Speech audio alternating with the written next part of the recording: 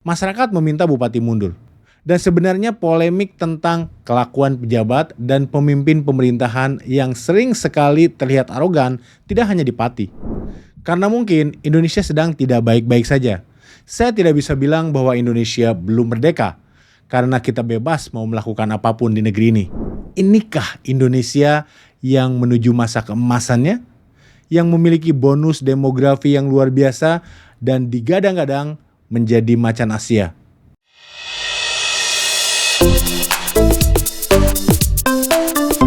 Hanya digelitik.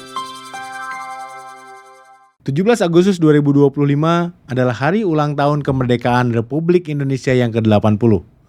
Apa artinya bagi Anda dan bagi saya? Selama 1,5 tahun terakhir, saya memulai podcast dan berharap bisa memberikan inspirasi dan motivasi bagi lebih banyak orang. Apakah berhasil? Sayangnya saya tidak memiliki ukuran keberhasilan tersebut. Jumlah viewers dan subscriber terlalu dangkal untuk mengukur dampak dari sebuah podcast. Saya sudah mewawancarai ratusan orang-orang yang menurut saya hebat dan inspiratif. Hampir semuanya menebar inspirasi, motivasi, dan banyak sekali hal positif yang kita bisa ambil. Tapi lebih dari 13 juta views dan 120 ribu subscriber bukan merupakan sebuah ukuran keberhasilan podcast. Dan saya sangat menyadari hal tersebut. Karena berdampak itu harusnya bisa mengubah orang ke arah yang lebih baik. Bahkan saya baru pahami, banyak sekali komentar dari video-video yang saya publish, ternyata lebih banyak orang yang belum sukses. Lebih banyak orang yang masih kesulitan dan masih mencari jalan keluar dari semua permasalahan hidupnya. Hal ini menunjukkan sesuatu yang membuat saya miris. Karena mungkin Indonesia sedang tidak baik-baik saja. Saya tidak bisa bilang bahwa Indonesia belum merdeka karena kita bebas mau melakukan apapun di negeri ini. Tidak ada tekanan dari siapapun, minimal tidak ada tekanan dan ancaman secara langsung. Tapi apa yang dipertontonkan di media, terutama di media sosial 2 tahun belakangan ini, membuat saya berpikir kembali. Inikah Indonesia yang menuju masa keemasannya? Yang memiliki bonus demografi yang luar biasa dan digadang-gadang menjadi macan Asia. Belum lama ini, demo besar-besaran terjadi karena dipicu kenaikan pajak sampai 250% di Kabupaten Pati, Jawa Tengah. Masyarakat meminta bupati mundur. Dan sebenarnya polemik tentang kelakuan pejabat dan pemimpin pemerintahan yang sering sekali terlihat arogan tidak hanya di Pati. Tapi banyak statement-statement yang sangat disayangkan keluar dari pejabat yang menimbulkan kontroversi. Saya tidak ingin membahas mengenai kasus Pati atau kasus-kasus tertentu dari pejabat yang salah ngomong. Atau kemudian merevisi statementnya dengan meminta maaf karena bercanda. Atau mungkin kasus-kasus lain. Tapi saya yakin ini adalah gambaran dari rasa geram dari masyarakat, rasa frustasi dari rakyat terhadap kondisi bangsa ini.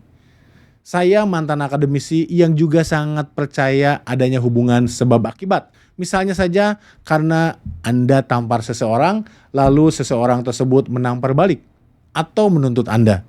Tapi sebenarnya ada banyak jenis variabel dalam dunia akademis dan penelitian.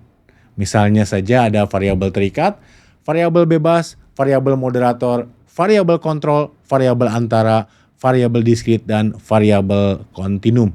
Saya tidak akan memberikan contoh untuk setiap variabel tadi.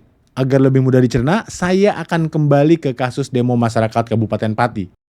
Apakah benar demo masyarakat di Pati itu terjadi hanya karena kenaikan pajak dan statement yang disampaikan oleh Bupati yang terlihat menantang masyarakat untuk demo atas kebijakannya?